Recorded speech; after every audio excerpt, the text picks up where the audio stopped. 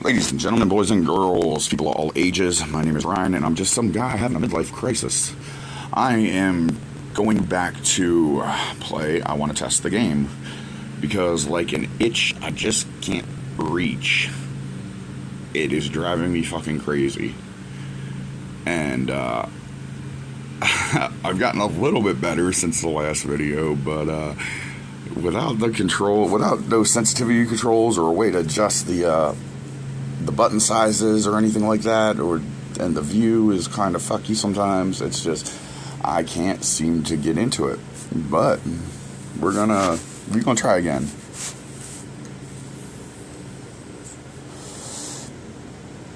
Lordy. And we will be listening to Creepcast with Hunter and Isaiah, Wendigoon and Meat Canyon, or Papa Meat. Check them both out if you are unfamiliar with either one of them, or with the Creepcast channel as well.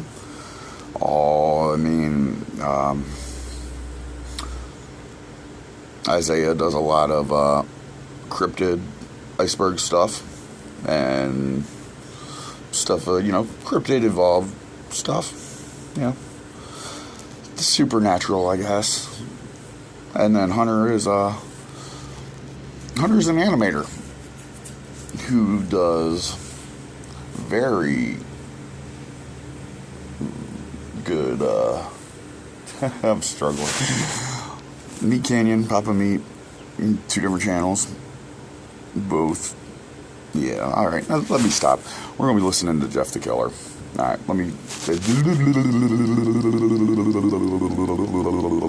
let's try this again. Ladies and gentlemen, boys and girls, people of all ages, how y'all doing today? My name is Ryan, and I'm just some guy having a midlife crisis. I am going back today to play I Want to Test the Game, because like an itch I can't seem to reach. It has been bothering the hell out of me. And I have put in some time in between this video and the last video, and I am by no means good at the game, but at least I am not dying on the first fucking jump anymore every time. So it's baby steps, I guess. And we're going to be listening to Jeff the Killer, done by Creepcast.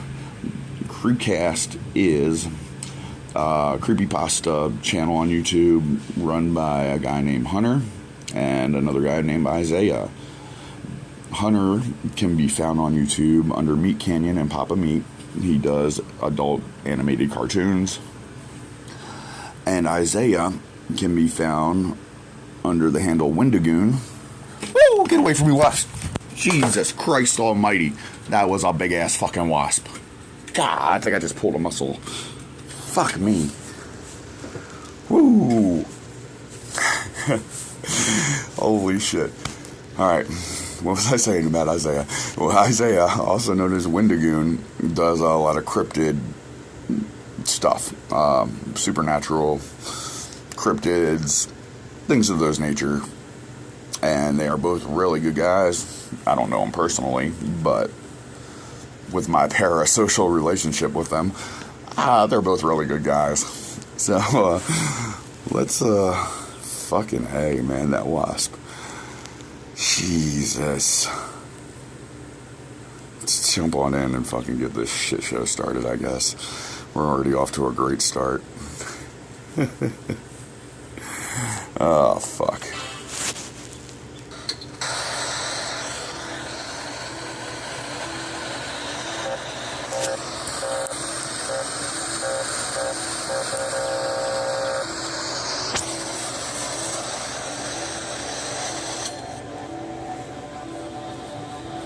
Welcome back to Creepcast.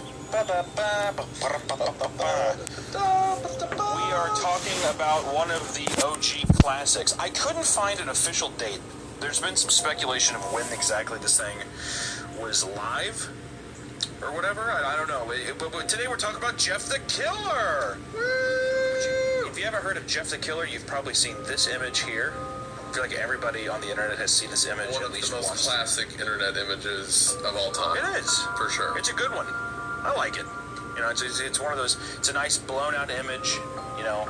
It kind of works in a bunch of different ways. I feel like it works in some comedy memes while also being a bit spooky. It's a jack of all trades, which I enjoy. I'm jumping the gun a little bit on the analysis, but I truly think the most impactful thing to come out of the entire story is that image. It is probably the only positive.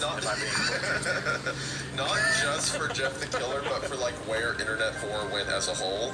Like this was one of the first images that was kind of in that shaky, like found footage. There's something in my house tone, and that's like most of what internet horror became after that. A little bit better. I think it does have that. Yeah, it does have that Mandela catalog kind of vibe. Yes, exactly. Like that kind of like weird, uncanny. Yeah. It looks like someone was being attacked and uploaded it right before they died, and gives that whole vibe to it.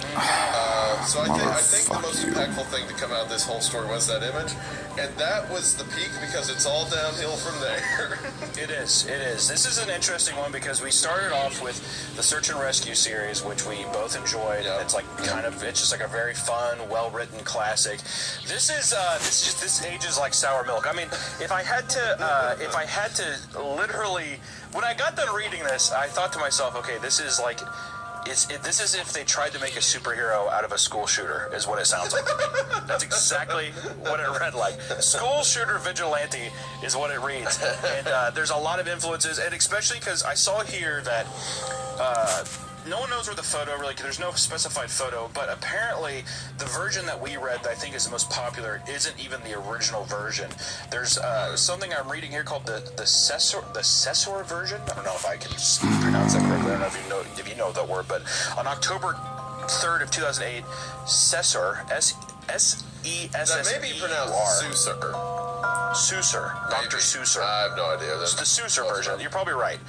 But that individual uploaded a video titled Jeff the Killer Original Story on YouTube, and that video predates the famous creepypasta story. So I'm guessing that the creepypasta story came out around the same time as that, probably in the 2008s, which, if I'm also correct, around 2008 is when The Dark Knight came out, which feels even more I feel like they literally saw Heath Ledger's Joker and were like, that's the coolest thing I've ever seen in my life, because it feels like there's so many call-outs to that in this story.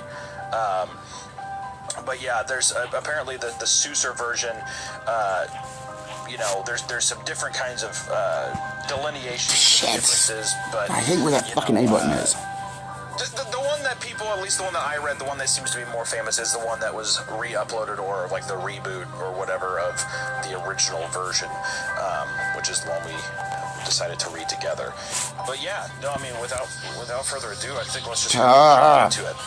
I am so excited. So yeah, it seems like, at least from what we can tell, that laser fucking kills me, man. There was a YouTube video uploaded, like a short little thing just to show off the face, to show that like it was creepy, whoever made it, and then the story got made like shortly thereafter to go along with the face and give it an explanation. That's what it seems like happened. To this day, it's a point of debate where the Jeff the Killer image came from. There's some people who say it came from, it's like this selfie a girl posted like early MySpace. Katie Robinson. Yeah, you know the one I'm talking about, right? Where she's kind of in a dark room. But that's been debunked. There were theories of it being like a school project for a scary story, but then that's got debunked. Like it's still a mystery where the image came from, but it looks like it was the image and then the story got attached to it. And one of the reasons I wanted to talk about this today is Hunter and I were discussing, what other famous early internet horror story should we cover? So a lot of good ones came to my mind, like No End House, The Showers, Baraska, and The Stairs in the Woods that we talked about last episode. So, there's so many good stories, but then, while we were thinking about it, I said, it's a little disingenuous to say every single early internet horror story is good. Because Jeff the Killer terrified me for months on end. Before he came out, when I saw that face. And then, as I was thinking about it, I'm like, man, I'm sure it is way worse than I remember. So to give some context, Hunter has compiled this document and like stuff to make the document out. I haven't looked at this story in over 10 years, so I'm so ready for whatever. It's truly a yin and yang kind of situation of somebody who is going in already having dodged all the bullets, and now you're going in with hellfire raining down on you. So I hope you're ready. Yeah, I remember the broad strokes of the story, but like I said, it's been a while, so I can't wait for how terrible this is going to be. Yes. Oh, you fucking bullshit. Started in here. We also heard some feedback from your guys' stuff, so we will be reading directly from it and getting you all loosey and juicy in the story here. So yes, here we go. The story starts with an excerpt from a local newspaper talking about how the killer is still on the loose and on the rise. Very little evidence has been gathered, but a young boy survived an attack from the killer and tells his story, which just to me was just kind of a funny way to start the story. It's all so many early horror stories did that, like the whole they tried to do the cold open thing, but the cold open is always just like there's a death, someone died, and then it just jumps to something else. That is true. Yeah. Which I was gonna say, do you want to read as the young boy, or do you want me to read as the young boy? I'll take it. I'll take this one because again, this is like meeting a childhood friend, only to find out that he's like a crack addict now and like homeless. So like this is going to be sad for me. Cause a tale as old as time itself. Yeah, of course, the old crack addict high school friend story. We all know it. Of course. But like this story was one of like my first exposures to internet horror, and we see how that lineage took place in my life. So this is going to be really depressing for me. So I'll go ahead and start. When you're ready to start your business, Zen Business will guide you through the steps to quickly and easily form your LLC with confidence. Zen Business is the fastest. I had a bad dream and I woke up in the middle of the night, says the boy. Oh, come on. Well, first off, you got to give us more of a boy voice than that. Fine, if he's a little boy, come on now. I had a bad dream. Is that better? That is horrible. Okay, go back to the regular. But that was what the fuck? I had a bad dream. I think I caught something when I went to the range day. Like one of the 800 influencers gave it to me. So yeah, you definitely got sick from one of the 800 influencers. Yeah, that or I got shot. I can't tell, but either way, the little boy voice isn't happening today. So we're going back to my first step. All right. Okay. All right. So I'm also holding the microphone closer to my mouth to blow out everyone's speakers. All right. I had a bad dream and I woke up in the middle of the night, says the boy. I saw that for some reason the window was open, even though I remember it being closed before I went to bed. I got up and shut it once more. Afterwards, I simply crawled under my covers and tried to get back to sleep. Wait, hold on. Immediately. How old is the boy in this story? This is one of the most frustrating things about this entire thing is they do not give any ages about any of the fucking characters. All right, so let's say it's the kid who's like, I had a bad dream, woke up in the middle of the night. Let's be generous and say he's 10. Okay. I was gonna say 10. I think 10 is fair. 10's a fair point. Yeah, 10. 10 is a boy, right? That's a fair point. Yeah, it's a boy. So a little boy. There's a 10-year-old who is speaking to the police about attempted murder, and he says, I got up and shut it once more. Afterwards, I simply crawled up. Like, could you imagine a child speaking this way? We can't. Afterwards, I simply crawled under my cover. Yeah, no, it doesn't work. No. And then it feels even weird where it's like a 19-year-old having this this kind of thing and referring to it as a boy. Yeah. I had a nightmare and I woke up. Yeah. I got scared. I went to find my mommy. We can't do this for the whole thing because we'll be here, I'm sure. So that's my blanket criticism for the whole story. Children don't talk that way. Anyway, that's when I had a strange feeling, like someone was watching me. I looked up and nearly jumped out of my bed. There, in the little ray of light, illuminating from between my curtains. I'm just sorry. I just said I wouldn't keep criticizing it for that, but that's so funny. Illuminating from between my curtains. It's H.P. Lovecraft as a child. it's 10-year-old H.P. Lovecraft. Yeah. Illuminating from between my curtains with a pair of two eyes. It's like, how old are you? I'm 7. It's like, what's that actor Keith David with all the cool voices? This was Keith David. Oh yeah.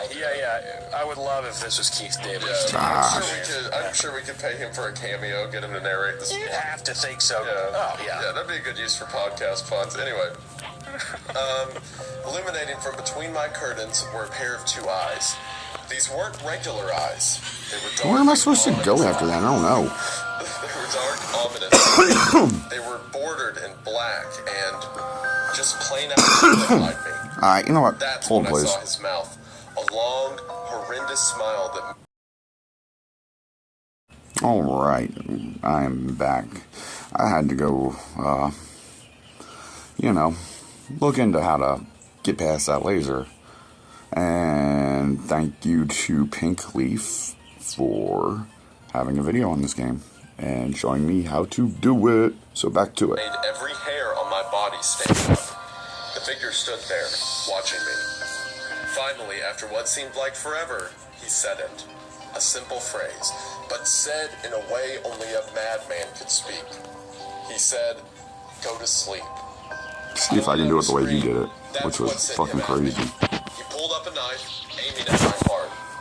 He jumped on top of my bed. I fought him back. I kicked, I punched, I rolled around, trying to knock him off me. I don't know how the hell he goes around the fucking right side The like man that. threw the knife. It went into my dad's shoulder. The man probably... I'm sorry. just the thought of like... I know movies do it all the time, but it's really not that easy to throw a knife. And like... Bill, trust me, as soon as you get done with this blurb, I have plenty of thoughts. I swear to I God. wonder what that's for. Alright. Yeah. The man threw the knife. It went into my dad's shoulder. The man probably would have finished him off if one of the neighbors hadn't alerted the police. They drove into the parking lot and ran towards the door. The man turned and ran down the hallway. I heard a smash, like glass breaking. As I came out of my room, I saw the window that was pointing towards the back of my house was broken. I looked out it to see him vanish into the distance. I can tell you one thing, I will never forget that face. Those cold, evil eyes, and that psychotic smile. They will never leave my head.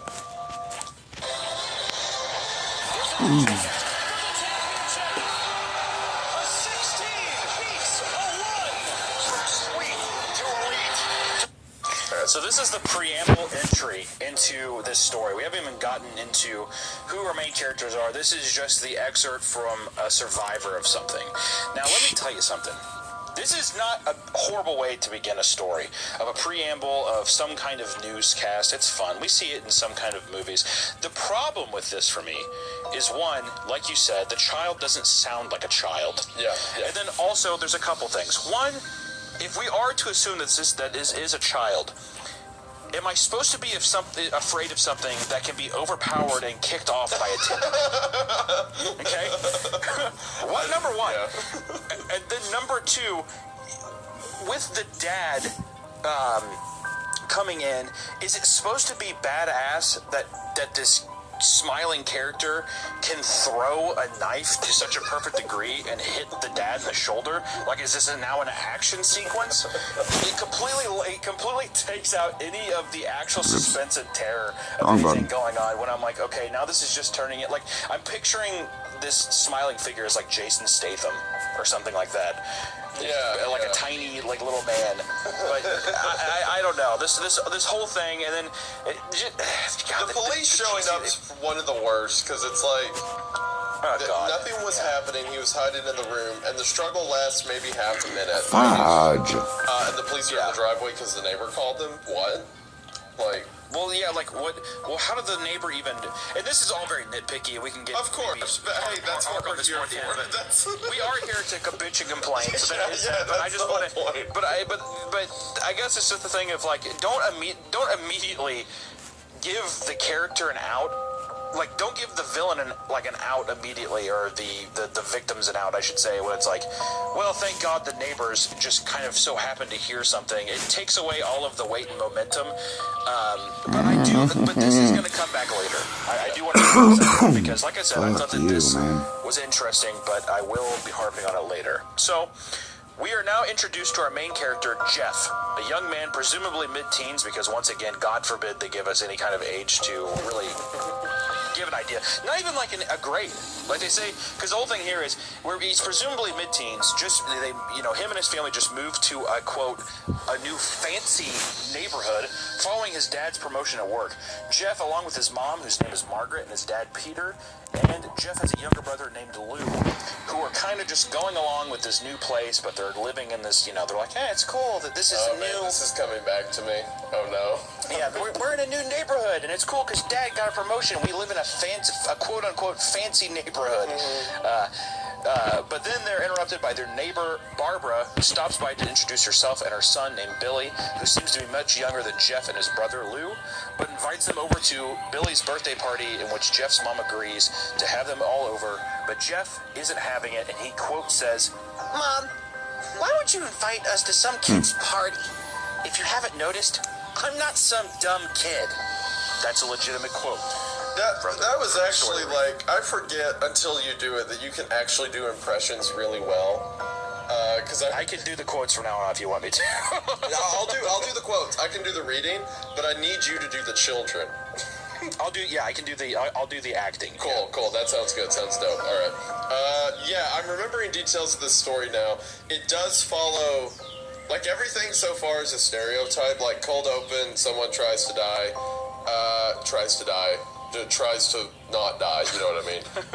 They tried to die. Someone tries to die, yeah. And then it's like, well, we just moved to the new neighborhood, but the neighbors are weird, it feels very, very standard, yeah. I immediately started, like, the beginning blurb, sure, has its mistakes, but it wasn't until this direct quote, which is why I put it in here, where I said, oh God, we're in for, this is going to be some schlocky, cheesy, which I have no idea who wrote this story. But I assume it was someone who was probably around the same age as Jeff, which is also probably why they never allude to the actual age of Holy anybody, shit, I did it. What's my age? That's how I'm seeing it. Yeah. But I love that. I love this line. It feels like something out of a cheesy, like, extremely B-tier horror film. I'm not like the other kids. Yeah. Mom, why would you invite us to some kid's party?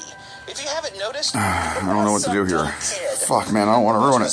So cliche of like, I'm older now, Mom. I'm an old kid. But it doesn't come across as like also like genuine or charismatic. It comes across as fucking like annoying, and it immediately sets in my mind that Jeff is holy fuck. I immediately started seeing he's like a Reddit 4chan kid who's like, God. And then now, how do I save it? I want to save. I was like, oh God, why is there a save option when I can't save? His voice is like this, and he's like, Mom, what's that? why would you invite us to some kid's party? Is that a save platform? If you haven't noticed, oh my gosh. Save. Save. It's so much holy like fuck, I finally made it. Like, we got moved into this fancy neighborhood. Thanks, Dad. It does keep the wow. tone of like 2 hours. No, it was more than 2 hours. The first video was an hour. I've probably put another 2 hours at least into it. And then this. So, fuck, man, 4 hours to get to this fucking to get that far. Better things to do than socialize, Mom. Yeah. You idiot. But stupid. Jeff's mom, she isn't having it. All right, she doesn't give a shit. She's like, you're gonna go to the party. All right, that's final. She's like, we need to socialize. You need to get out of your room and stop playing RuneScape. That's an ad lib. That's not the story, but that's what I like to think. And Jeff goes up to his room, realizing that arguing with his mom isn't going to get him anywhere. But then something strange happens, and quote, this is from the story. He says, he walked up to his room and plopped down on his bed. He sat there looking at his ceiling when suddenly he got a weird feeling. not so much a pain, but Oh, a weird bitch. feeling. He dismissed it as if some random feeling. He heard his mother call him down to get his stuff, and he walked down to get it. So what I like about this is He had a feeling. It Feelings, seems a like very feeling. He had a feeling that was a feeling. It wasn't a painful feeling, but it was a weird feeling. It was a feeling. Which I think what kind of mental psychosis Jeff is starting to feel. But this is where I'm like, this is immediately, once again, like I said, it's going to start coming full circle, but this little thing is, it doesn't feel like a feeling. It feels like mental deterioration. It feels like somebody going, kind of becoming a bit wacky, is what I would say. I completely forgot about this until just now, that was Ah, something that's they tried to bullshit. build in. That, like, this child is just sitting in his bed, and he gets a feeling. I completely forgot about that. This is way... For the podcast, this is much better than I remember, but, like, objectively, this is way worse than I remember. Yeah. Reading this whole preamble is, you showed how immature it is, but it's charming. I don't want to completely deny it. It has a layer of charm to it, but it's the idea of, like, it's something charming because it's so immature. But it's like, what feeling, though? Like, I don't know what feeling it is. It's like, it's Gotta be a way to make that shit. I literally thought that is true. It is a feeling. I was wondering at this point, is it going to go into magic? So that means he tries to get it almost right. Not a pain feeling, but a weird feeling. Fuck and I'm that. like, is he going to get superpowers? I don't know. But by the end of the story, he does, by the way. Like, I do remember he flies away how weird and it gets. Yeah. Yes. Also, but something I want to clarify, if you've never, for one of the reasons we're making fun of it as much as we are is this is one of the bedrocks of, like, internet horror, and one of the things that got me into it originally. So it's like making fun of my grandpa, right? Like, it's very important. I recognize it's very important. I'm still going to mock it for, like, throwing up at Thanksgiving, right? Because it's I think still that funny. people also need to understand that sometimes when you point and you are having fun with something, it's not that necessarily you don't like it, but I think it's like you can laugh at things that you appreciate and that you like. Of course. I think that people don't understand that. I think that's why so many people get up in arms when it's like, you don't like this thing that I like.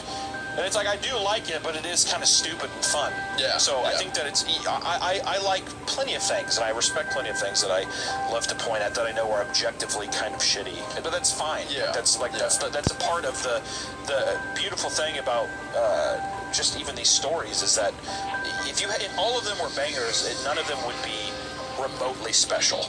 Like, you have to have these kind of goofy ones to really appreciate not only the goofy stories, but the ones that are made, that are very good. But anyways. Hey everyone, so I wanted to take a break from the podcast to talk about how thankful I am that you all are here, and to talk about the real reason that we're here in the first place, and that's money. And by money, I mean saving money. And saving money has never been easier than with today's sponsor, the first sponsor of Creekcast, Rocket Money. Because I, for one, completely understand that between bills, subscriptions, eating, and other expenses, managing money can be hard. But now it doesn't have to be, because Rocket Money is here to help. Rocket Money is the all-in-one financial platform that helps you save more and spend less. Rocket Money is the personal finance app that allows you to set budgets, cancel subscriptions, lower your bills, and all around, be smart with your cash. I can't tell you how many times I had a recurring payment that I wasn't aware of, that I ended up paying for over a year on something I wasn't even using, or I planned to spend a certain amount on an expense, but I ended up going way over budget. But with Rocket Money, you can get rid of the headache, because it allows you to set budgets for things that you plan to spend money on, and then give you notifications based on your spending. Rocket Money also keeps a tab on all of your recurring payments and allows you to cancel them in one easy step. Rocket Money even allows you to keep track of your investments and get an idea of your net worth, and set up a savings account that you can withdraw from at any time.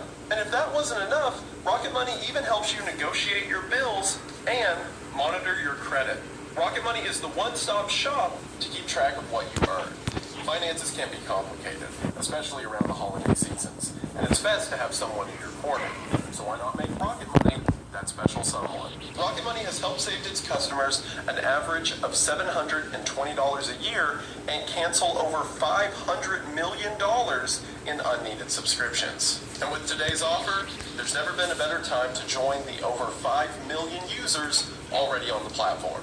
That's because if you head to the link in the description at rocketmoney.com/Creepcast, you will be able to get started on Rocket Money for free. From there, you can unlock premium to get even more features. But for now, you can just head to the link in the description and see if you like the app with no cost to you. Again, that's rocketmoney.com/Creepcast to get in on this incredible financial tool today. Thank you so much to Rocket Money for sponsoring this video. It really does mean the most. Hope you all check them out. Link is in the description, and we are back to the show. As a small business owner, you need a tax service that lets you focus on your business. Try. Jeff has a similar feeling the next day. feeling. He has a feeling the next day, all right? Except this time he compares it to a tugging pain. So, like, okay, well, now he's having a heart attack or something. I don't know what's happening to him. But he dismisses it. Good man. You know, Jeff, he feels the pain. He says, whatever, I don't care. And Jeff and his brother finish their breakfast and go to the bus stop where we get maybe one of the cringiest antagonist intros ever, which is a boy named Randy. I have to. Yes, and please do. Absolutely. Also, for everyone listening, if you think we're jumping because we went from a murder description at the beginning to this, that's how the story goes. This is the legitimate flow of the story. We have not skipped anything. It goes from someone almost dying to I'm not like those other kids, and then what I'm about to read, okay? Yeah. All right, so referring to the bullies at the bus stop, they sat there waiting for the bus, and then all of a sudden, some kid on a skateboard jumped over them, only inches above their laps. They both jumped back in surprise. Hey, what the hell? The kid landed and turned back to them. He kicked his skateboard up and caught it with his hands. The kid seems to be about 12, 1 year younger than Jeff. We got an age. Okay, so there you go. We got an age. So Jeff is 13. Jeff's 13. Okay. Jeff's 13. Okay, cool. Okay. That makes this way worse for him. It does. But continuing. The kid seems to be about 12.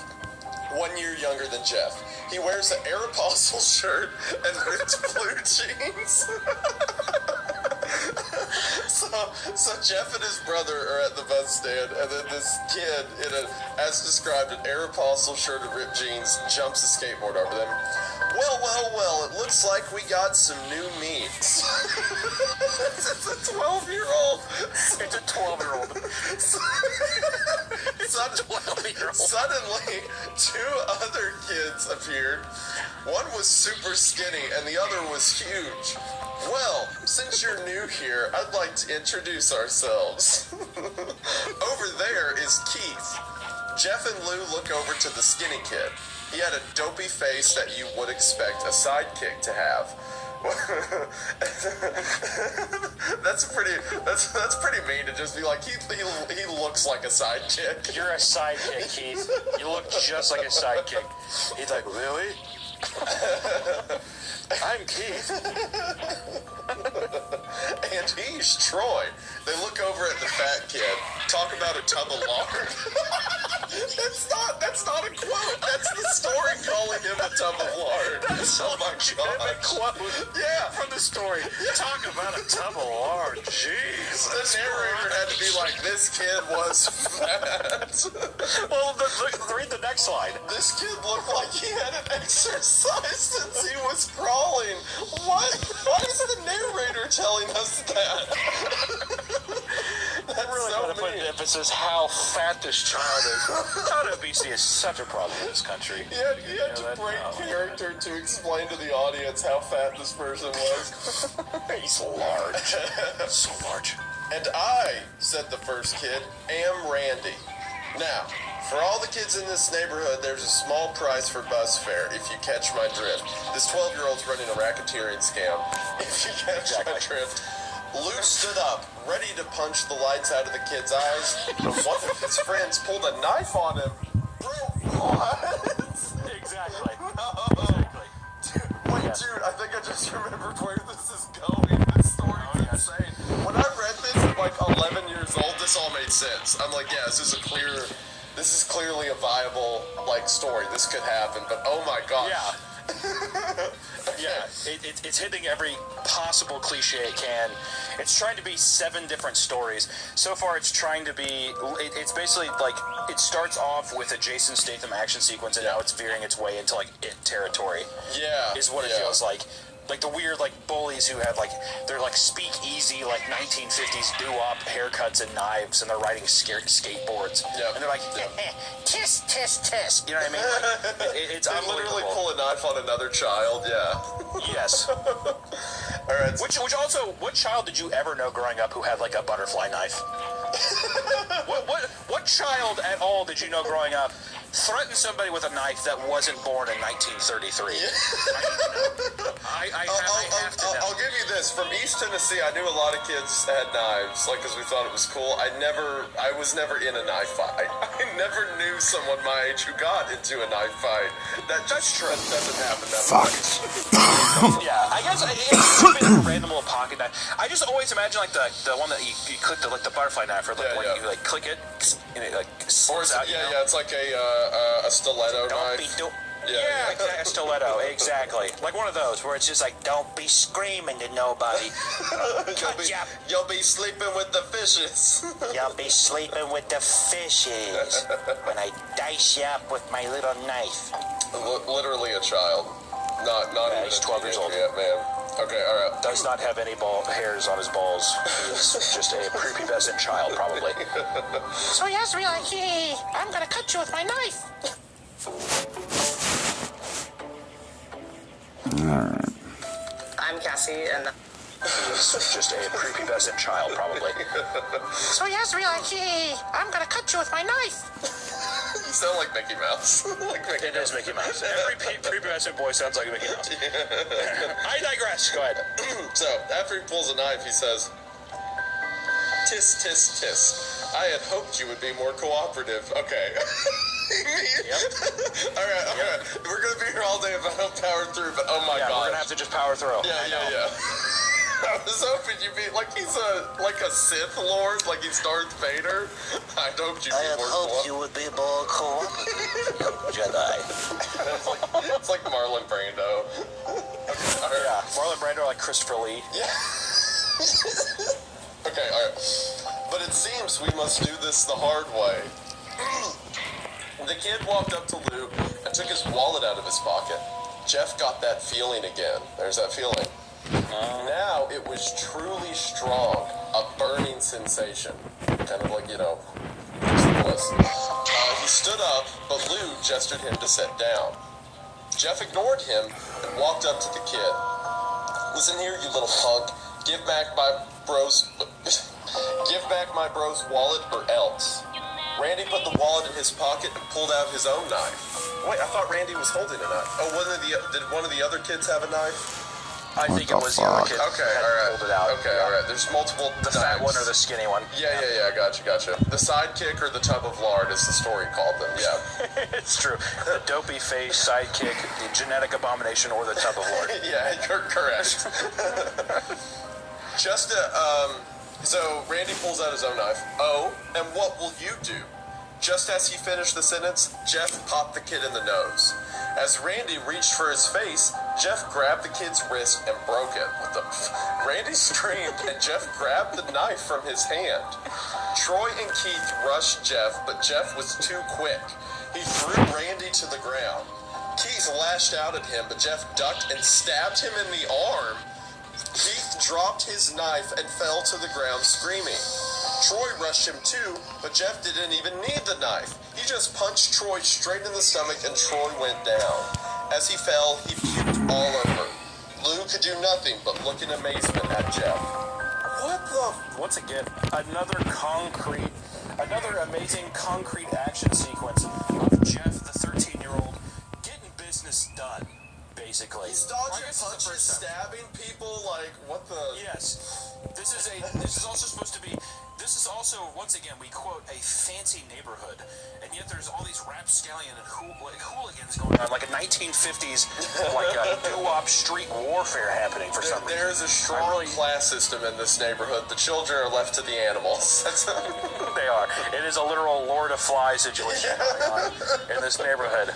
But they seeing the bus coming, Jeff and Lou, the brothers, they know that they're going to be blamed for the assault on these people, which, you know, I mean, it is their problem, but there's good justification of like 3 people. I mean, yeah, if someone pulls a knife on you, I guess it's time to go to work, but you're also 12. They didn't know that they were getting ready to stab Jason Bourne, but still, they didn't know. What do you do? So they decided to run away. Jeff and Lou decided to run away, only looking back to see the bus driver tending to Randy on the ground. The brothers went to school and didn't tell anybody what happened. And, this is another little excerpt from the story. It says, all they did was sit and listen. Lou just thought of that his brother beating up a few kids, but Jeff knew it was more. It was something scary.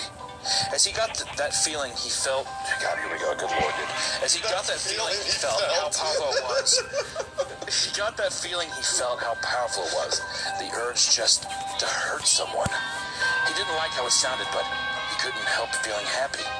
He felt that strange feeling go away and stay away for the entire day of school. Even as he walked home due to the whole thing near the bus stop. Wait, what? Even as he walked home due to the whole thing near the bus stop. And how now he probably wouldn't be taking the bus anymore. Basically, even as he like walked home and how he wouldn't be taking the bus. Even though he realizes he can't use the bus anymore. I see. Okay. Yeah. Gotcha. Okay. Yeah. Sorry. It's good Lord. When he got home, his parents asked him how his day was, and he said in a somewhat ominous voice, "It was a wonderful day." Okay, hold on. Once again, we're getting some very incel energy now. Yeah. Like I said, for sure. But also, there's no he used the kids pulling a knife on him as an excuse to hurt them. He already had that feeling, as the story made clear, before that happened. So Jeff wants to hurt people because he moved to a nice neighborhood.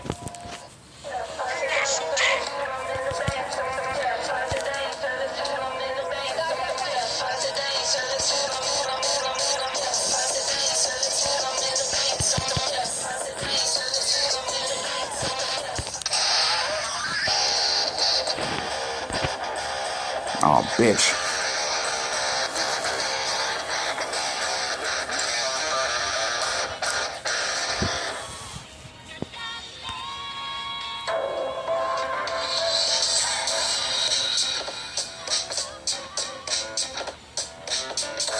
Yeah, rise and shine. We're here. Seattle, weather's... Before that happened. So Jeff wants to hurt people because he moved to a nice neighborhood. Jeff moving to a nice neighborhood was probably the worst thing that could have ever happened to him. He needs to kill people now, according to him. Yeah, apparently now this feeling, the feeling that we're feeling, the feeling that we felt before that we felt, and we're feeling now that we felt that we feel, is Jeff basically being like, I feel like I want to hurt someone, which once again only adds to the narrative that does this not sound like some 4chan incel school shooter vibes. Yeah. I mean, it's becoming more and more clear. So I was like, okay, well, where are we going with this? Which the next morning, officers show up to Jeff's house wanting to speak with him about the assault on Randy, which is just funny. I like how they, I love that it's the assault on Randy. You hurt Randy, Jeff. He's 12 and he has a skateboard, Jeff. Come on. Jeff tries to explain that Randy was the one who pulled the knives on them, but with the injuries all of the injuries that Randy, the fat tub of shit, and the skinny guy had, Jeff looked like a complete monster. He looked too guilty. So Jeff confesses to the crime, and which is just funny. I do like that this is also a direct quote. The officer literally says, after Jeff's like, yeah, I did it. All right, I did it. The officer says, well, kid, looks like a year in juvie. What kind of response is that? Well, kid, damn. That's not how cops You got a year in juvie coming your way. You know what? That actually further backs up your theory that this was written by like a kid or like preteen, high school, whatever. It has to be, because only they would think that like the way it works is a cop shows up and it's like, you stabbed this kid. Well, I'll put you in juvie a year. Come on. Right. Direct to juvie with you, son. Yep. Looks like one exact year of juvie coming your way. All right. That's the bill. So exactly. It's like, yeah, and I just decided that right now, and that's how it's gonna work. You're coming with me. I am the judge and the executioner. You're going to be put to death, Jeff. The author has never even heard of a courtroom. Yeah, no, they think that that's a made-up place for TV shows. And also the idea that you can, if the court finds that you maliciously stabbed another child, they're just like 1 year.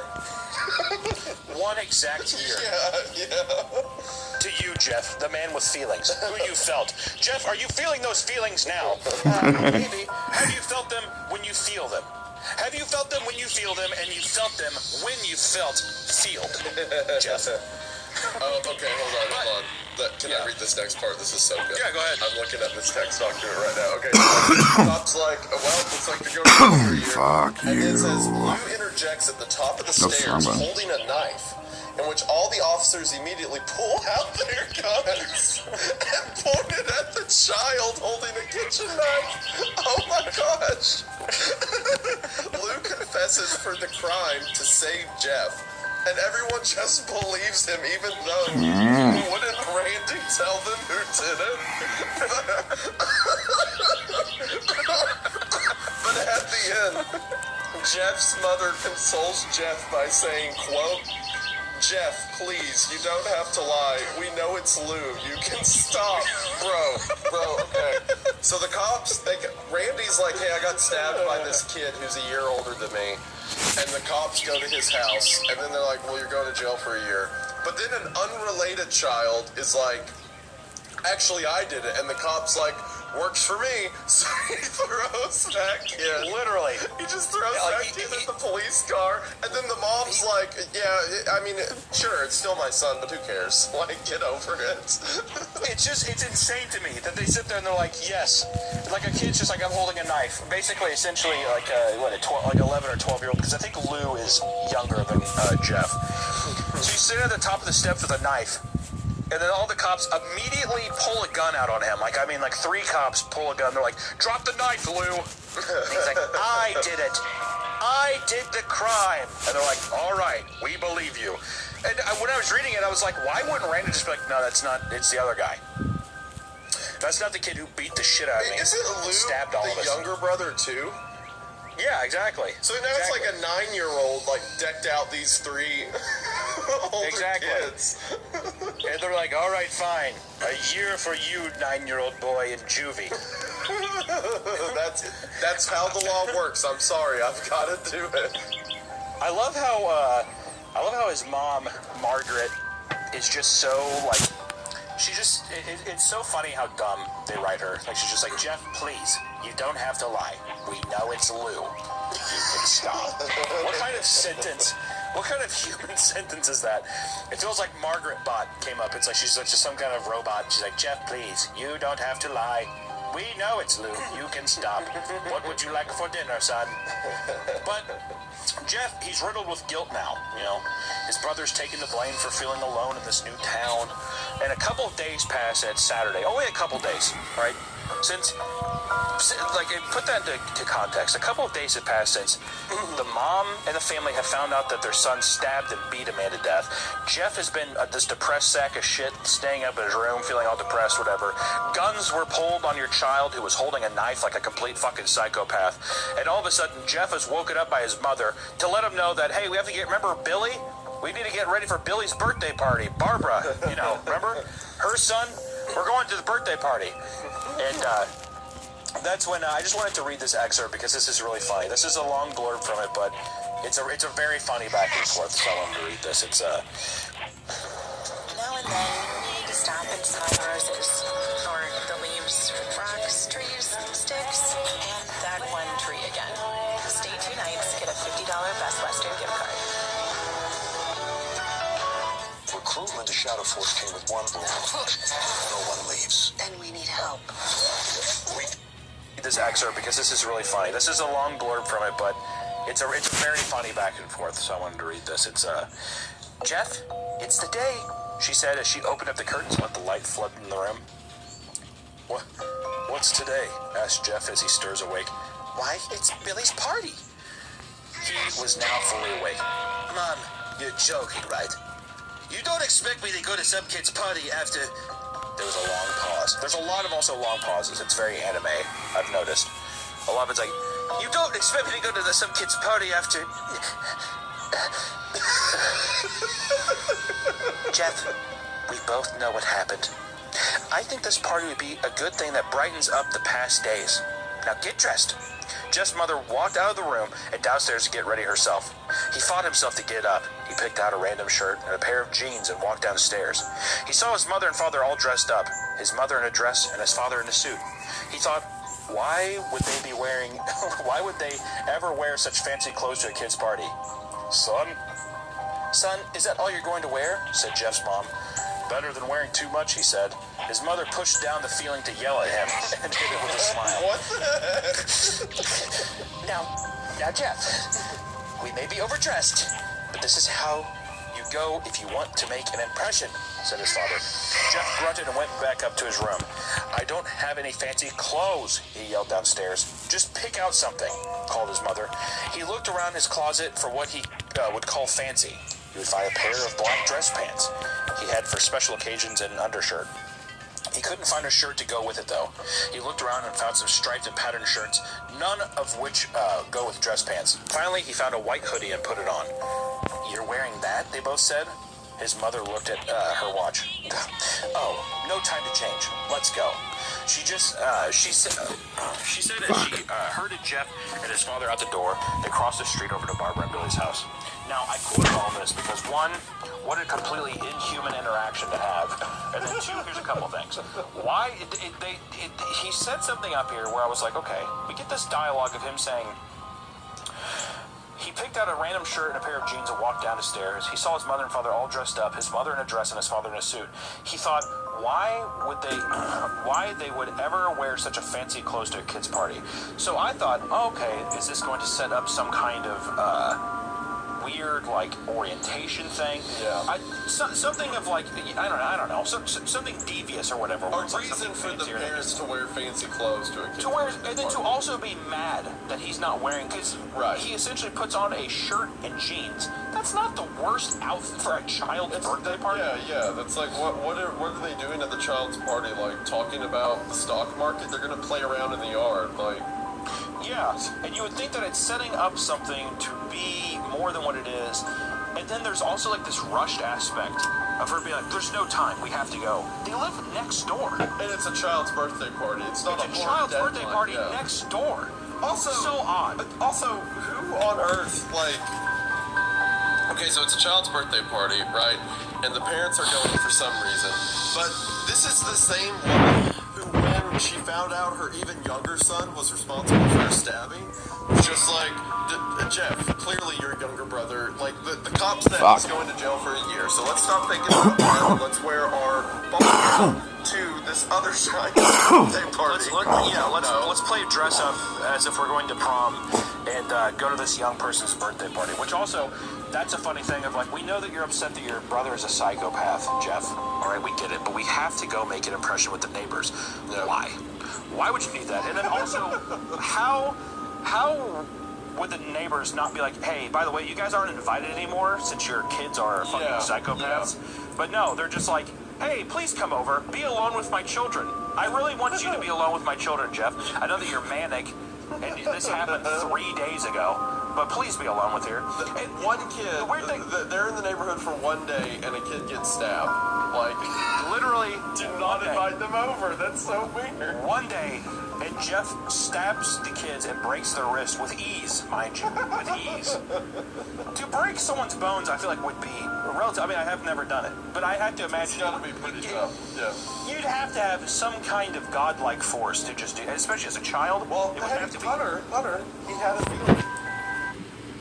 Pet parenting isn't always easy, but protecting your pet should never be difficult. How does pet insurance... I have a feeling that I'm going to have to fucking look up how to beat this last fucking part. Nationwide pet insurance can be tailor-made to suit your budget and your pet's unique needs. Once enrolled, using your pet's plan is easy. You're free to visit any licensed veterinarian anywhere in the world. Just pay for the service your pet received and ask for I hate that we have to go through this fucking... Well, How you can't get out of this cutscene. and reciprocated that he felt the feeling. Clearly, That is true.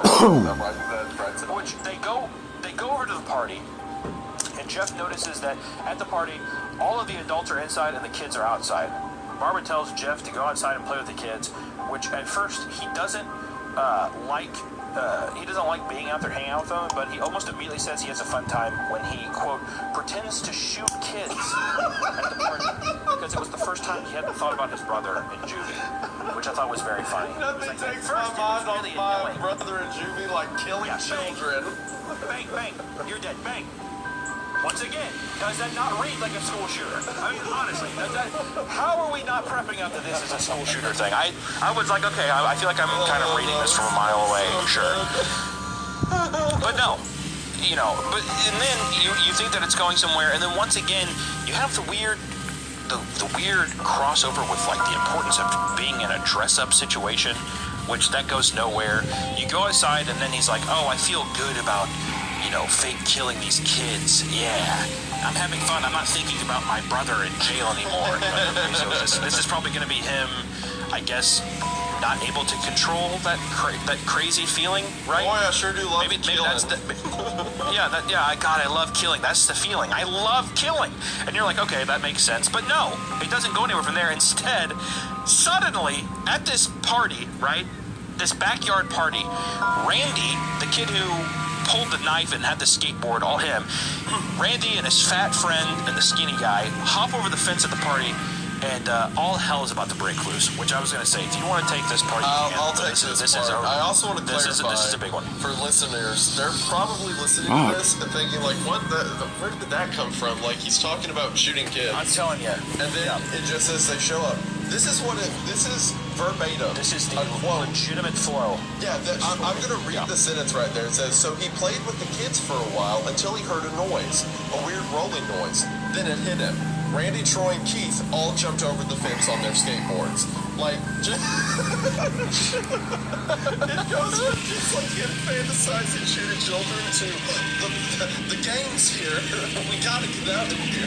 The doo-wop 1950s clan is here to wreak havoc on Billy's birthday party. Billy should be pissed, but we never hear from Billy. Wish I could hear his perspective, but so suddenly Randy and his goons hop over the fence, and all hell's about to break loose here. And then it says, hello, Jeff, is it? He said, we have some unfinished business. Jeff So anime. So anime. Jeff saw his bruised nose. I think we're even. I beat the crap out of you, and you got my brother sent to JDC. This does feel like an anime. I'm telling you. I think we're even. I beat the crap out of you, and you got my brother sent to JDC. They're making those weird, like, moaning noises to themselves as the other's talking.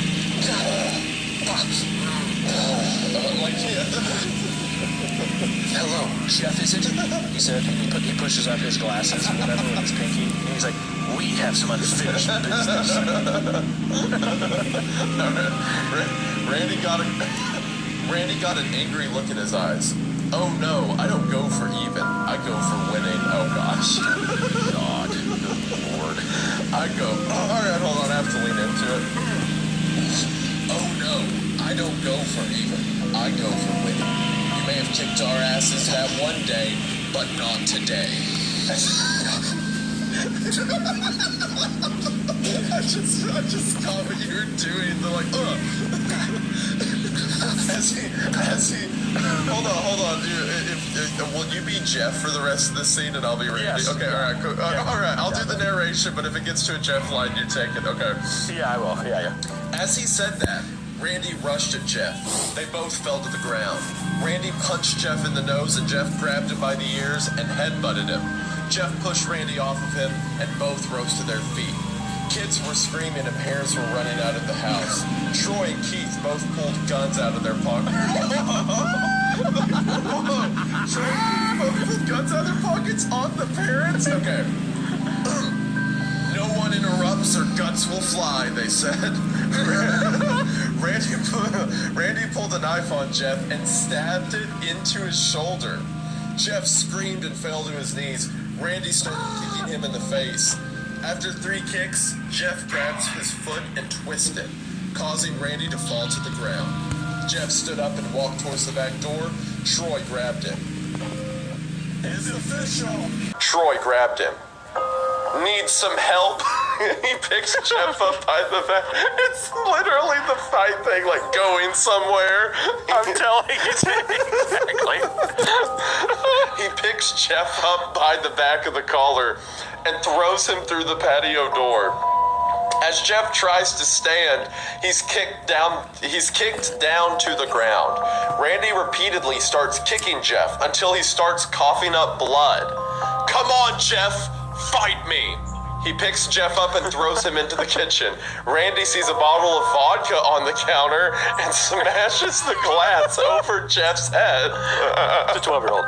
This is a 12-year-old, by the way. This is a 12-year-old. This is a gang of a posse of 12-year-olds. I just want to put the They've got guns aimed at the parents right now. Like, they have what? 12-year-olds have guns at gunpoint, keeping everybody hostage basically while this fight is happening. In a quote nice neighborhood. in a quote unquote fancy and nice neighborhood. Okay, so he smashes vodka over Jeff's head and goes, fight!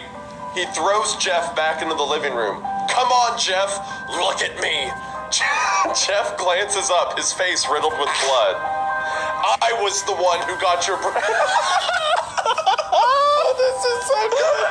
I was the one who got your brother sent to JDC, and now you're just gonna sit there and let him rot in there for a whole year? You should be ashamed. Jeff starts to get up. Oh, finally, you stand and fight. Oh, finally, you stand and fight. Jeff is now to his feet, blood and vodka on his face. Once again, he gets that strange feeling. He gets that. I got a feeling. Oh my gosh. The feeling keeps showing up. Once again, he gets that strange feeling, the one in which he hasn't felt for a while. I thought he was feeling it that day. Or okay, He's felt it continuously for through the whole story. Week now. Yeah, okay. Yes. Finally, he's up, says... In my head, Randy sounds like Vegeta. Like, Finally, he's up. Yeah. Finally, he's up, says Randy as he runs at Jeff. That's when it happens. Something inside Jeff snaps. His psyche is destroyed. All rational thinking is gone. All he can do is kill. He grabs Randy and pile drives him to the ground. He gets on top of him and punches him straight in the heart. What? The punch causes Randy's heart to stop? No way. This 13-year-old just punched a 12-year-old's heart and killed him. Punches him in the chest. He one-punched him? What the heck? Gives him the fucking 5-finger death punch from Kill Bill. This is the strongest 13-year-old ever. He literally punched him. I was joking about this being like a Dragon Ball fight. This is actually a Dragon Ball fight. Yes. Like, he's on the ground so getting anime. kicked. It's the scene with the camera zooming in, like, come on, and you can hear, like, the guitar, and he's, like, powering up. Yeah, exactly. The punch causes Randy's heart to stop. As Randy gasps for breath, Jeff hammers down on him. I thought he was already dead. Punch after punch. Blood gushes from Randy's body until he takes one final breath and dies. He punched a child to death. He's also a child. What? He punched a 13-year-old child, punches a 12-year-old child to death. He punches him so hard in the chest that Randy is unable to breathe anymore. Mind you, while this is happening, his friends are like pointing guns at him, and like everybody at the party, even the adults are watching this. Nobody is breaking up these infants. Like tussling. Yeah. Like, you know what I mean? Fuck? Not one person. I understand there's guns involved, but there's like 40-year-old men watching this. Like, if only I could do something. Yeah, like their hands, especially because now I'm picturing it like an old-timey bank robbing thing. Their hands are up and they're like, oh, Don't shoot us, Mr. 12-year-old. Kid, the fat kid's eating all of Billy's birthday. I'm fat. I'm the fat one. The fat and skinny kid are wearing like pinstripe suits. Yeah, with like the little like eye cuffling like burglar, old timey burglar deals. Yeah. They've got bowler hats. Give on. us all your sweets and all your candy. Give me your state of the world, state of the market view. Ivy, let me start with you. So I think the market remains pretty challenged, and I see more headwinds coming for the for-sale market, definitely with tariffs and other potential risks of uncertainty that will... Which everyone looks at Jeff, the parents and the children, and even Randy's goon friends, Troy and Keith. Yeah, I like to say goon friend. Which Troy and Keith proceed to shoot at Jeff in the small house, and they miss every shot. All right? And Jeff runs away until he gets into the bathroom, in which he rips a towel rack off the wall. And Troy and Keith make their way up there. They fire some more shots, miss again. And basically, Jeff just beats Troy's face in until Troy is like, I don't know if he's lifeless, but he falls to the ground hard. And immediately, Heath grabs and like starts choking Jeff, and he pushes Jeff into a wall, in which a container of bleach plops over, and it starts covering Jeff's face and body. Jeff takes the towel rack, beats the living hell out of Keith until Keith is basically dying on the floor, and Keith, as he's laying there dying, cracks a big smile, and Jeff says, "What's so funny?" Keith pulled out a lighter and switched it on. "What's funny," he said, "is that you're covered in bleach and alcohol." Jeff's eyes widened, and Keith threw the lighter at him. As soon as the flame made contact with him, the flames ignited the alcohol in the vodka. While the alcohol burned him, the bleach bleached his skin. The bleach bleached his skin.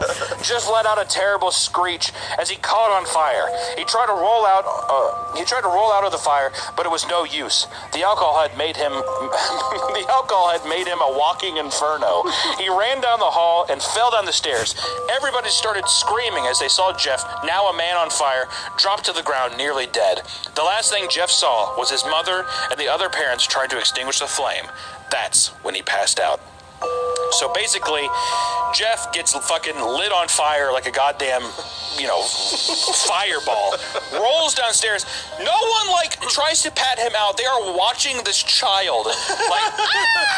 How am I supposed to get back there? Rolling on the ground, they're just like, oh my God. Jeff, you're on fire!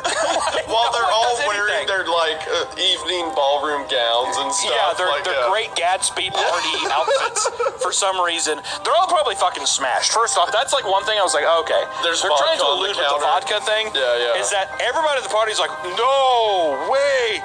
Someone help them! And all just trashed. They're all just hammered, yeah. Oh, you'd have to imagine. Which Jeff wakes up in the hospital. His face is wrapped in gauze and a cast, and he also has a cast on his shoulder and stitchings all over his body. Yeah, presumably from getting stabbed. Rolling down. Not to mention, to keep track of everything. The story just went up. 3 kids show up at an unrelated kid's birthday party. Billy, the poor victim whose birthday I'm sure was ruined. Yeah, I don't think that was a happy thing to that party. Yeah, and then all the parents of the neighborhood in their like you said, their Great Gatsby clothes just watch as a fight breaks out and Jeff kills 3 children, and then he gets set on fire. And it says before he passes out, they're just looking at him. We are presumably thinking that, yes, the adults did nothing to stop the death of 4 children at this party. Which, the death of the 4 children also was no accident. It was a full-on fight that broke out in the house. Yes, 2 of the kids did have guns pointing at their parents, but how could they have let this happen? It's what I want to know. It's a child. They are a fat child and a skinny child. You can tackle them. I don't care. Yeah, one of them is wheezing. Yeah, one of them is wheezing, can't really control his breath because he's so fat. The other one can barely open his eyes. He's a genetic abomination. It's like a pug and a bulldog having a gun, is what it feels like. All right? Hey, let's keep in mind, a nice neighborhood.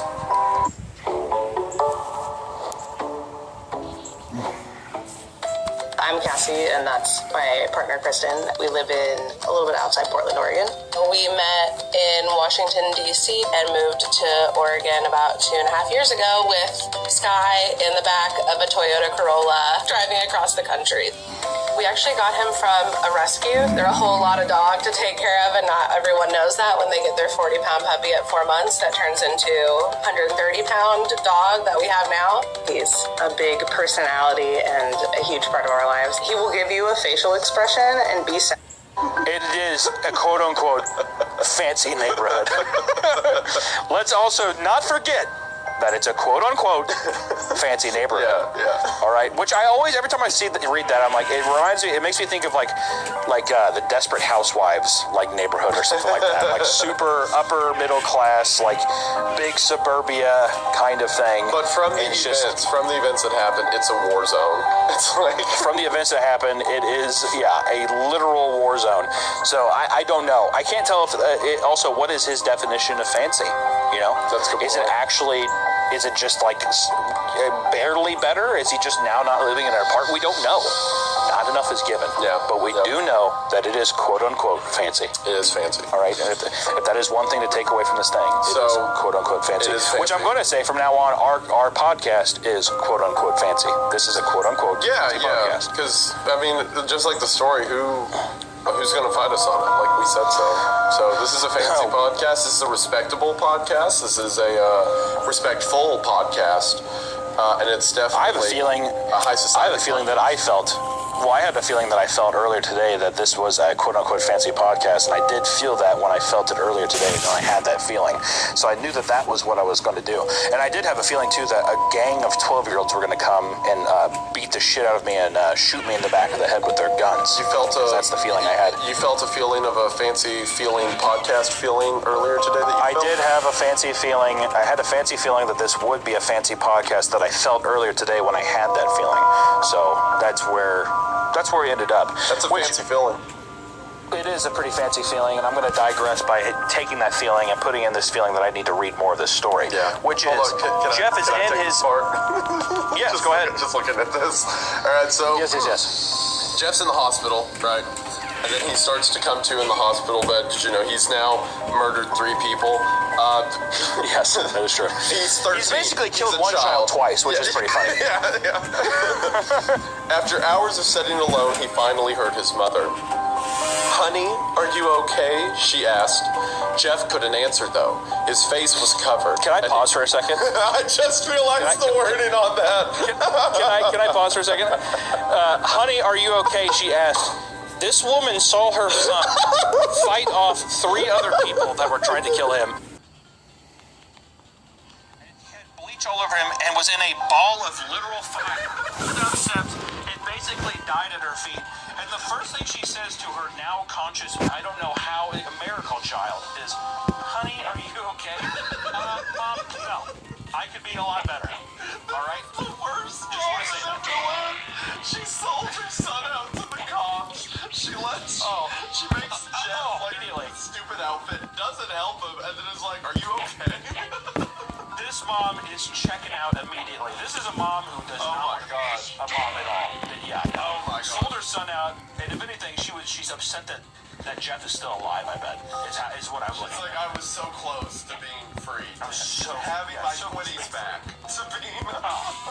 Oh, absolutely. Oh my gosh, bro. That was so funny. "Honey, are you okay?" And you're like, "Can I pause?" So, fuck. "Are you okay?" He was unable to speak. "Oh, honey, I have great news." I don't want to hear anything she has to say.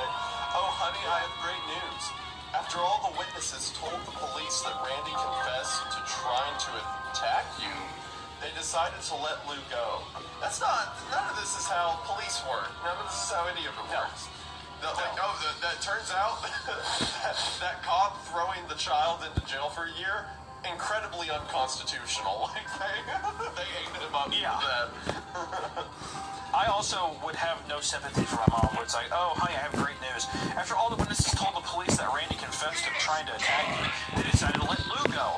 It's like, dude, didn't we already tell you that this guy came at us with knives? And it took you guys to be held at gunpoint to even give a shit about this? Like, okay, well, now we can leave you. It's like, yeah, I told you that yesterday. When you probably found his body, you probably found a bunch of now that you're in a hospital bed, it's reasonable. Okay, it wasn't before, but it's reasonable now. And also, I love that she says, he'll be out by tomorrow, and you two will be able to get to be together again. I like how they're just like, well, we gotta keep you for another day. It's like, we know you're free of the crimes, but we're gonna have to hold you for another day. We'll let you go tomorrow, all right? So get back in your cell. We're gonna lock that up. Okay. You're a free man. Way to go, Lou. You're a free man. Like looking at a 9-year-old, like, looks like your time is up. I hope this institution, like, he's just... Yeah, I hope this has rehabilitated you to go back into normal society, Lou. He has his billy club and he's like hitting it on the bars or whatever. Sleep tight, Lou. We'll catch you tomorrow. You remember, you know what a 9-year-old looks like how young we're talking. I know the story doesn't say 9, but it says... I mean, it looks like a baby. Yeah, it's like a baby, right? Like a long baby. It's like, just throw him in there. What? Yeah. That monster. He's with that animal. His bunkmate is a 19 or is like an 18-year-old, or like it's a 16-year-old kid that fucking like skinned his parents alive. All right, you two be sure to not be too crazy. Sleep tight, Lou. You're a free man tomorrow. Yeah. Don't go eat his face tonight, Greg. You know what, Lou? Shame on you for stabbing that self-respecting 12-year-old with open access to firearms and a racketeering thing going around the block in our fancy neighborhood. Shame on you for hurting that guy. I just want you to know that this is a quote-unquote fancy neighborhood, and you went ahead and ruined it, Lou. I hope you burn in hell. Look, I love the idea of a cop telling a 9-year-old to burn in hell. I hope you burn in hell, Lou. Look here, boy. In this fancy neighborhood, we got feelings, all right? And these feelings are very important to feel it. And when your brother comes along to mess up those feelings, well, we don't take too kindly to that.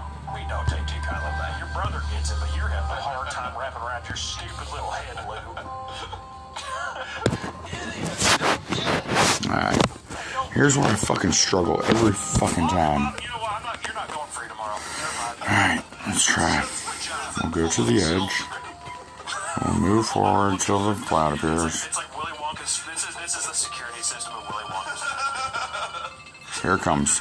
Where is it? Where is it? There it is. No! How am I supposed to... Damn it. I will kill you all. Fuck you, battery power.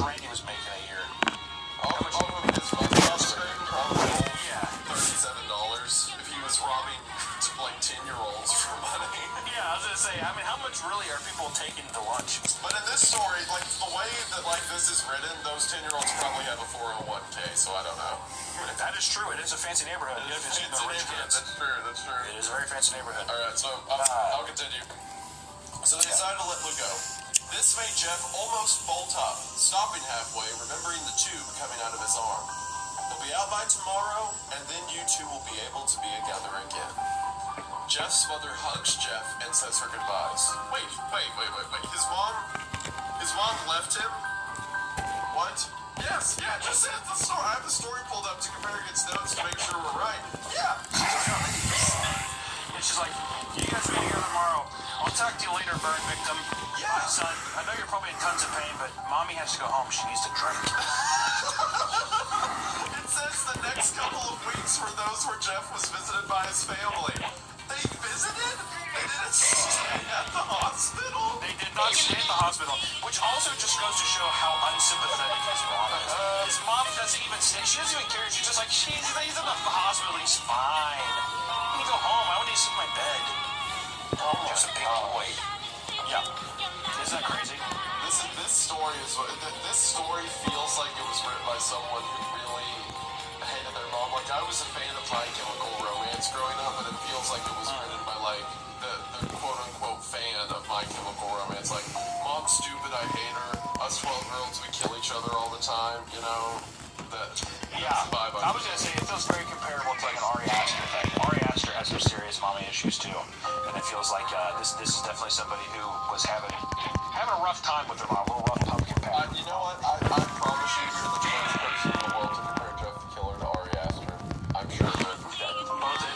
You'll never see it coming. You'll see that my mind is too fast for eyes. You're done in by the time it's hit you. Your last surprise. I see here, Hunter, that you left a note saying LOL about let's hope for the best. Yeah, well, it's finally weeks past. Jeff's bandages aren't able to be taken off, and the doctor taking the bandage off literally says, quote unquote, let's hope for the best. That's what the doctor says when taking off the bandages. I thought that was hilarious. It's like a burn victim. Imagine how disgusting that would feel. You're a burn victim from some kind of thing, and as the doctor's taking off, he's like, let's hope for the best. A monster under here. You know what I mean? Like, why would you say that? I just thought that was really funny. All right, so here's what we're gonna do here. This section, I'm gonna narrate, but I need you to do the Jeff lines, okay? Okay, all right, Here we go. Ready? So, finally, the bandages are removed and Jeff's transformation begins. Jeff's mother screams at the sight of his face. Lou and Jeff's dad stare awestruck at his face. What happened to my face? Jeff said he rushed out of bed and ran to the bathroom. He looked in the mirror and saw the cause of Dun his dun dun dun dun dun dun dun. It's horrible. This is the totally fucking Jurassic. And his hair singed from brown to black. He slowly put his hand This to park his is face. super It fucking had a sort of Jurassic. leathery feel to it now. He looked back at his family. Welcome to Big Ass Mosquito Park. Jeff, said Lou, it's not that bad. Oh, the first one was a quote from George Ryan in his Jurassic Park pitch meeting. The second one was a cyanide happiness His parents noticed that his quote from one of their skits about Jurassic Park. Big Ass Mosquito Park.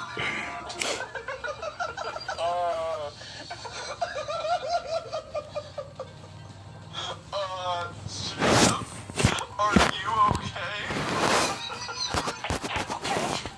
I've never felt more happy! Look at this face! It goes perfectly with me! He couldn't stop laughing. He stroked his face, feeling it, looking at it in the mirror. What caused this? Well, you may recall that when Jeff... The story... This is how it's written. Well, you may recall that when Jeff was finding Randy something in his mind... Fuck you. Now, I see it coming every time. I just can't fucking get the timing right. that is, his parents didn't know. Doctor, said Jeff's mom, is my son all right? You know, in the head? Oh, yeah. I love that the doctor says this. He's like, oh, yes. This behavior is typical for patients that have taken very large amounts of painkillers. If his behavior doesn't change in a few weeks, bring him back here, and we'll give him a psychological test. What? What? Every part of that paragraph is absolutely insane. The idea of Jeff, like, getting burns on his face, Fuck like, no. blood in his face, and then You'll see that my mind is too fast for eyes. You're done in. Is by the time it's hit you, your last surprise. I do like after the psychological test thing, the mother says, oh, thank you, doctor. Jeff's mother went over to Jeff. Jeff, sweetie, it's time to go. Jeff looks away from the mirror, his face still formed in a crazed smile, and he says this. Okay, mommy. His mother took him by the shoulder and took him to get his clothes. Which, now it's like, I don't understand the psychological thing, because he's like, hey, mommy, and he says mommy a lot now. It's like a weird, like, I understand he's going insane, but Damn it. I wonder, is it also part of it supposed to be deep? Fuck, you eat wieners. it's his feeling. That is a feeling. Okay, that's right. I forgot that is a feeling he's feeling. Also, what you just said is his mental condition causing him to relapse in, like, age regression. You are 3 layers too deep for this story. That is absolutely true. Your last The surprise. reason he says mommy is because mommy sounds creepier. That's literally it. That's true. I'm grasping desperately for straws to make sense of this. You're like, perhaps his age is like falling back to a like, bro. Perhaps it is a little more in depth than I appear to. You know, maybe I think it's playing us for rules. Yeah, no, you're definitely right. It's just because it's like, oh wow, he said it's weird. Exactly. That is the creepy feeling he's feeling. This is what came in, said the lady at the desk. Jeff's mom looked down to see the black dress pants and the white hoodie her son wore. Now they were clean of blood and now stitched together. Jeff's mother led him to his room and made him put his clothes on. Then they left, not knowing that this was their final day of life. So, this is, which also, by the part, we're like almost, I would say we're pretty close to the end of the story here. Yeah. What's weird is that the horror aspect, this, to let you know, typically, this is the setup of a story, and we're already to the finale, because now we're setting up that this, everything that's happened so far is the setup to our monster, which is in turn going to set us off in this tale of what this character is. But instead, the setup is the legitimate story until we get the ending here, which it wraps up in a nice way. If you want to take the reins again. I would be honored to. Fucking eat shit. Jeff goes home that night, and then it's, gosh, late. You know, I'm like genuinely embarrassed right now for being so scared of this story as a child. But with that in mind, later that night, Jeff's mother awakes to the sound of someone crying in the bathroom. When going to see what it was, she finds Jeff in the bathroom, having carved a smile in his cheeks. It's literally the Heath thing. It's literally the Heath Ledger thing. I'm telling you, if this came out around the same time 2008, it's impossible that was not to be from the Dark Knight. It has to be. Yeah. It has to be. No way. Alright. Would you like to continue being Jeff, by the way? Man, Yeah, I'll keep that. this is silly Billy Goosey Woosey.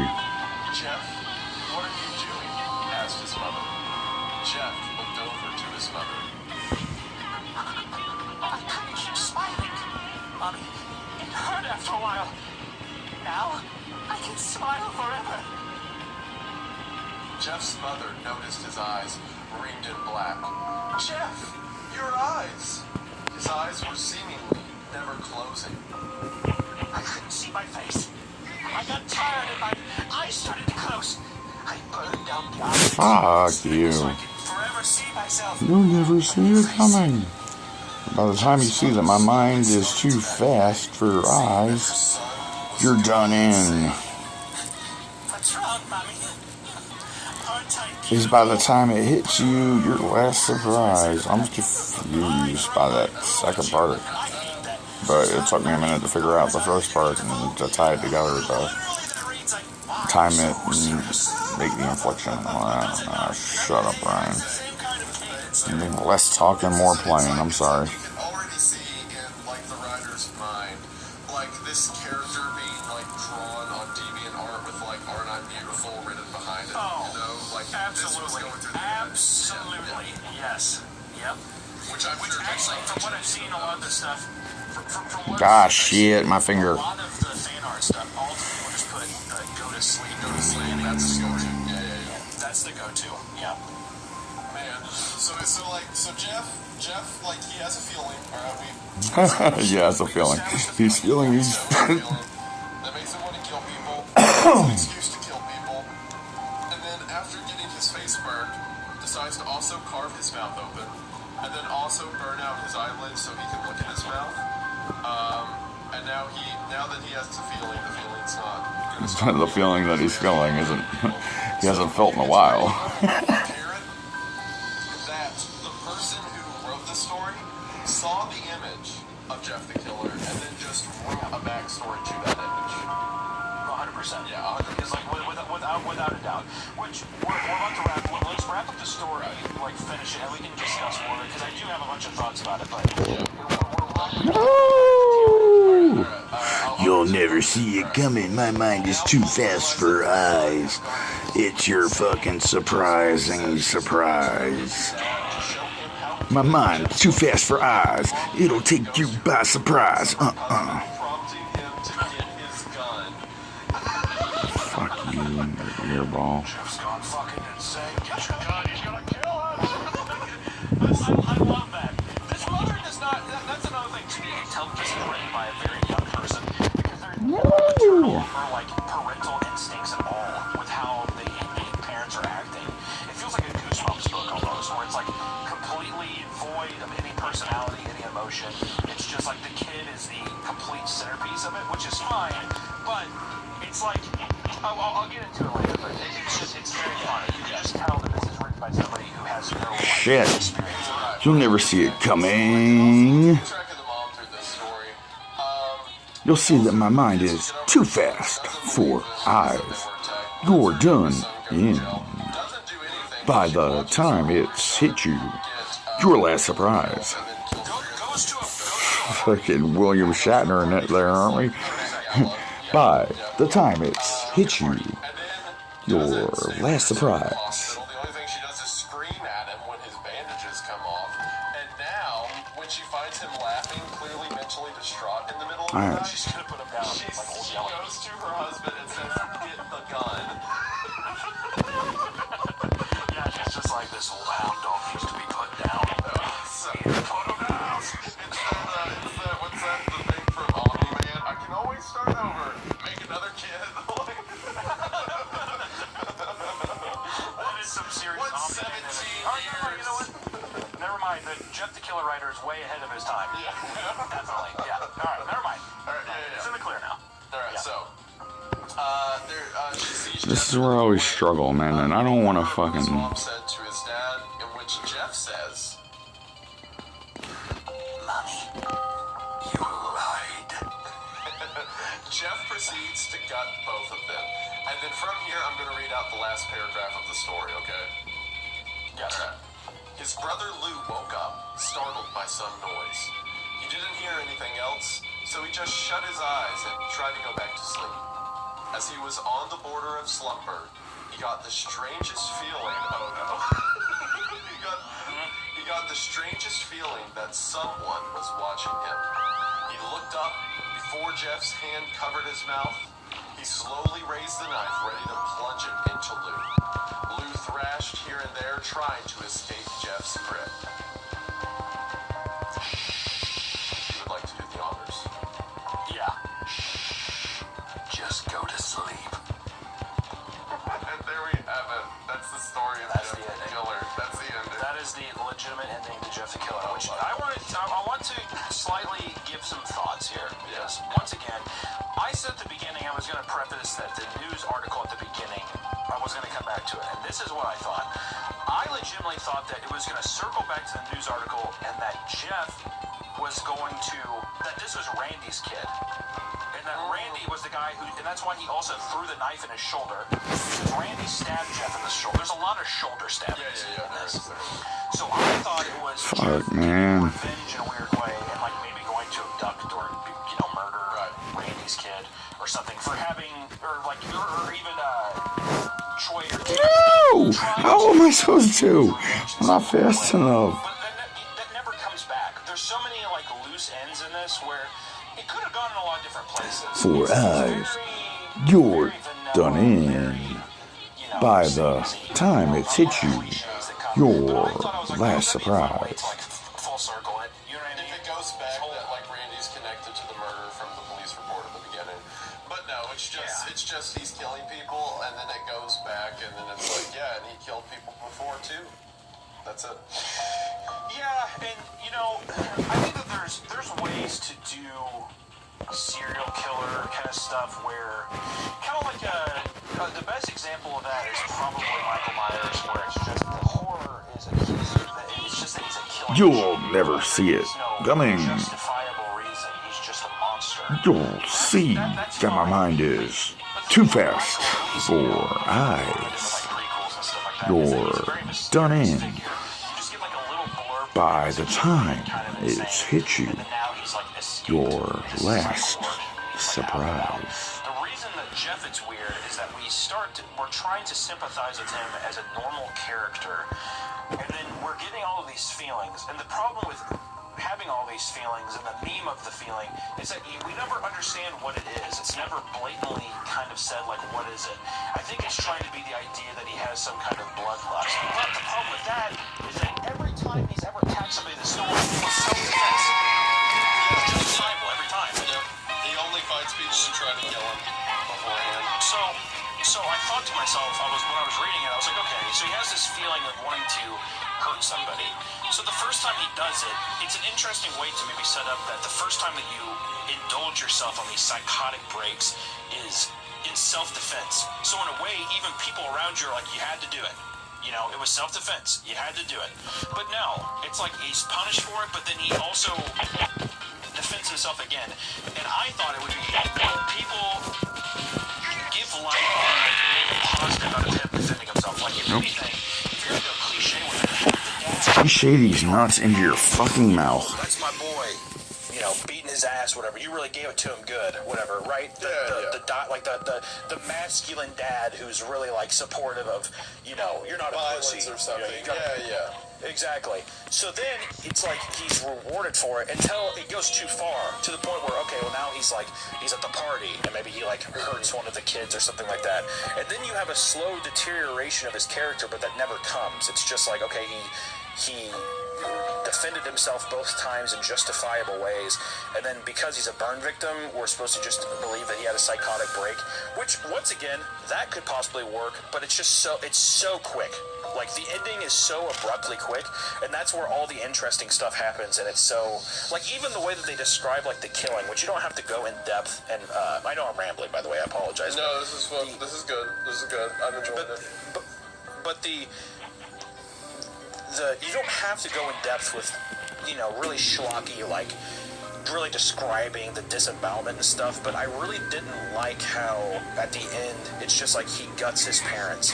And that's supposed to be, if there's supposed to be emotional weight to that, I think that you have to put as much emphasis as you did into describing the nonsensical fights as you would as, like, putting emotional depth behind somebody, by a kid going psychotic and killing his birth parents. But that also doesn't work because his parents are like very unlikable. There's no real trace that they actually care about Jeff like at all. So actually, it seems they actively hate him.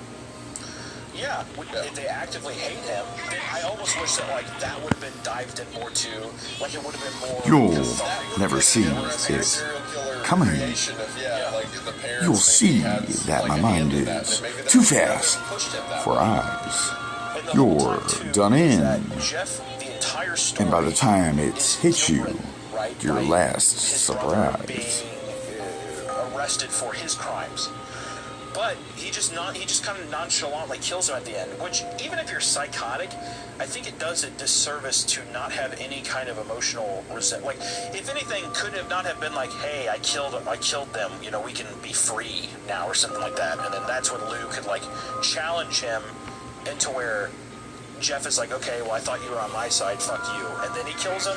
But it feels like you have all this emotional tie-ins and all this build-up to not have it pay off at all. Like, it's just like, oh, I'm psycho and I killed him. Yeah. There's no weight to it. There's no emotional depth to it. There's no connection that the viewer or the reader can have. It's just kind of nonchalant and it's creepy. It's just supposed to be like, and this is what I feel like is creepy. But I think horror... Horror itself is very cheesy. Here we are again. Like, it's a very cheesy thing. It's fun.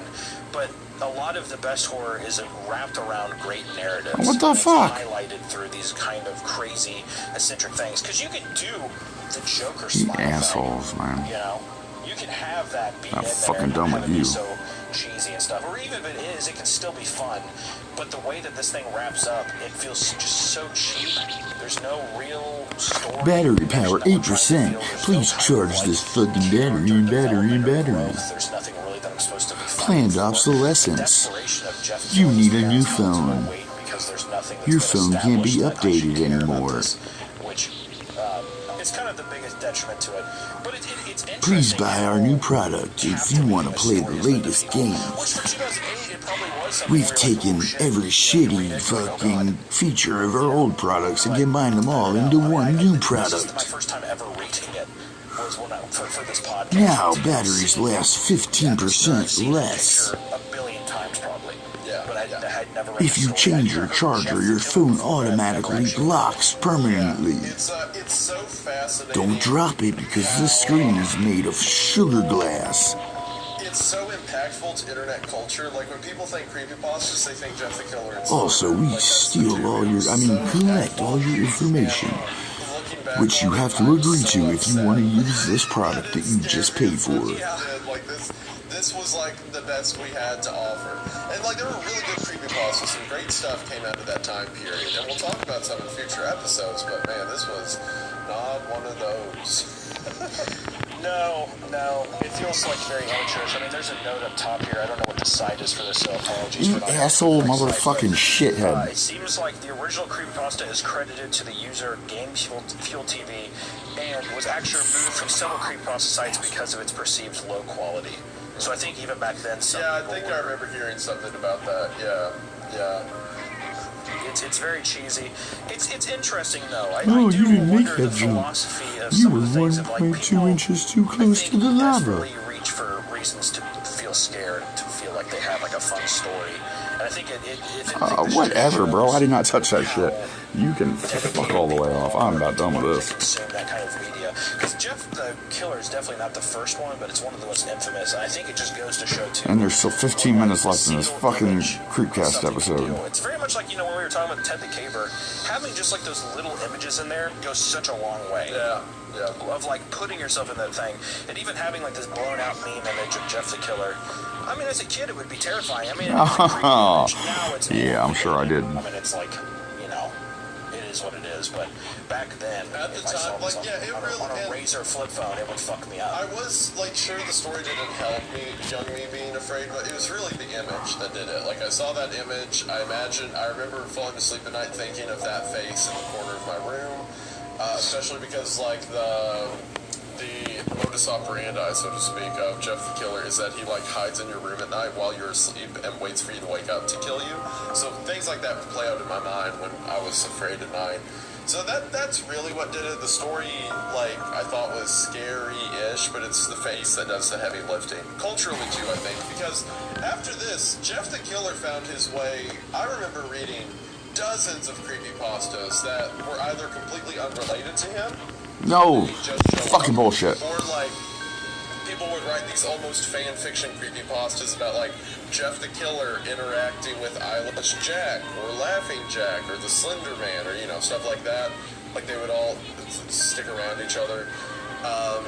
So I remember the character kind of becoming his own thing, but it was all very fanfic. Like I can't think. I can't imagine getting this fucking timing down. I can't think of a good story involving Jeff, sadly. Not like the character has a lot. I haven't even come close yet. Being a creepy face, but yeah. Yeah, I mean that's kind of the interesting thing, even with like, even something because I mean, Slender Man. I mean, anything that becomes extremely pop culture, I feel like is looked on as being cheap or whatever. But even with something like Slender Man, just the idea is much more realized, I think, in terms of like kind of like a Pied Piper feel of like this thing wants to come out and abduct children, basically, like take them away into this interdimensional place, whatever. There's a lot more to go. Jeff, it's just once you hear that, it's just simply a 13-year-old burn victim. Who for some reason is super strong sometimes, like he can one punch someone, but other times a child can just kick him off, right? Yeah, and that's the thing too, is like if a 10-year-old child can just kick him off, it's like, what kind of threat does he really pose? That's kind of when he wants to, he can one punch stop a heart, right? Like it's his power levels all over death the punch place. a heart. Yeah, you can snap a man's wrist very easily. All that stuff, which is that's fun, but it goes into it. There's times when being ambiguous is extremely helpful and fun. Sometimes I think that it can also be a bit of a cop out.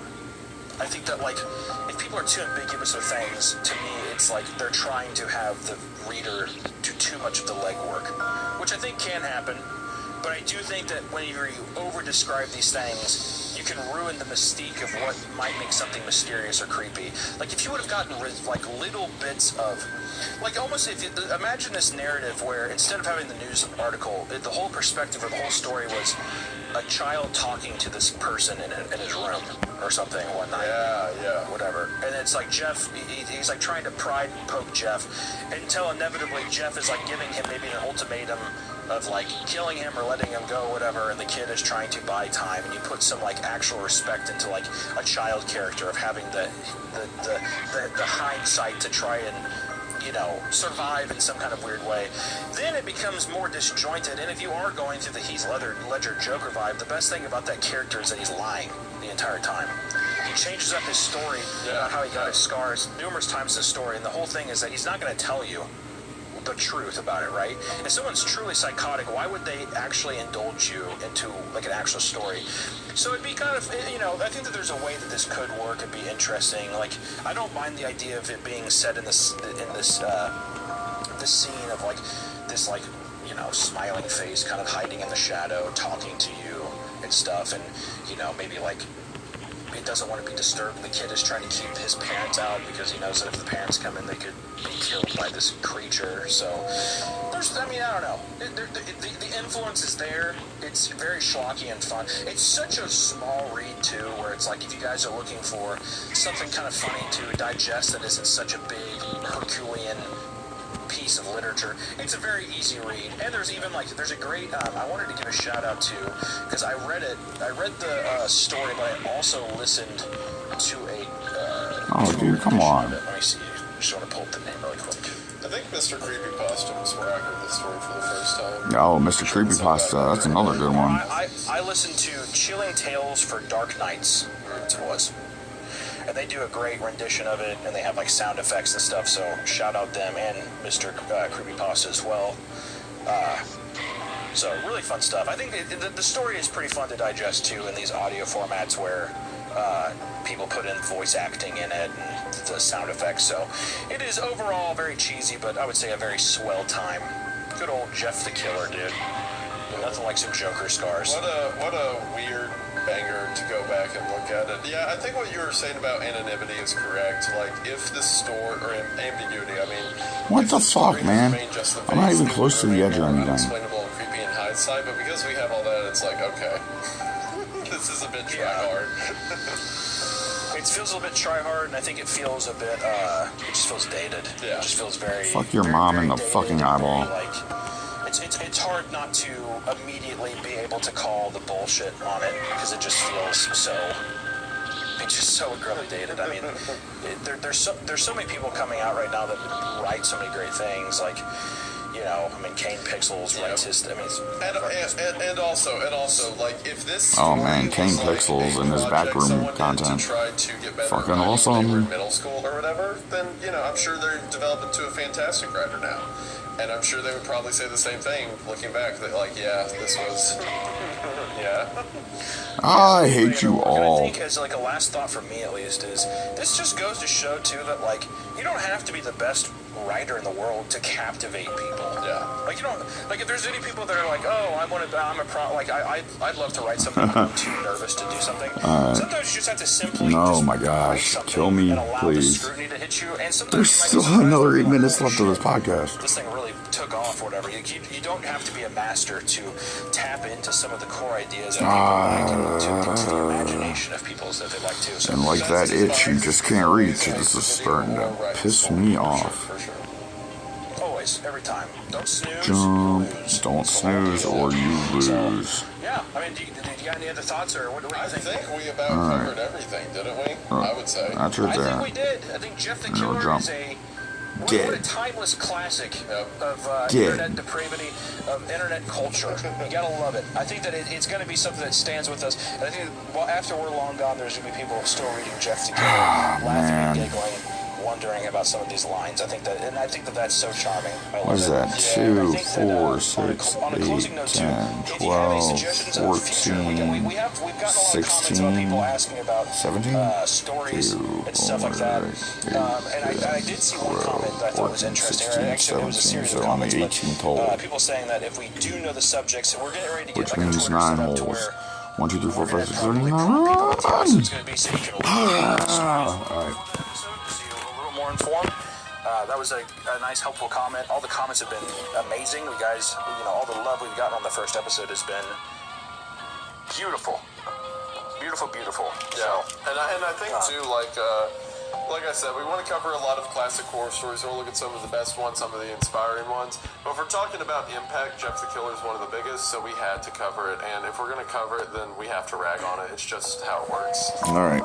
This is going to be my last run. It has nothing but respect in our hearts. You know what? Let's For do this video, at least. Until I calm down, because I'm... Say one positive thing about that story. Grrr. Grrr. Now, are you talking Eat about asshole motherfucker, I'm about to throw this shit. About actual constructive positive. Because there's a lot of positivity when it comes to... Like, tell me something funny, you liked about unintentional it. funny. Like, tell me something you liked about it. No, you died again. Intentional that you liked about it. Come on, you died again. You died. You fucking died. You died again. You died. Come on. Why can't you get around this lava wall? Because you're fucking stupid, huh? Alright. That's it. I'm legitimately thinking, I think that... Thank y'all for joining me. Hope y'all enjoyed this. I like the... Fucking shit show of me just dying over and over and over. The news broadcast at the beginning, And even though it doesn't I love go y'all. anywhere, Have a good I still night. I enjoyed that little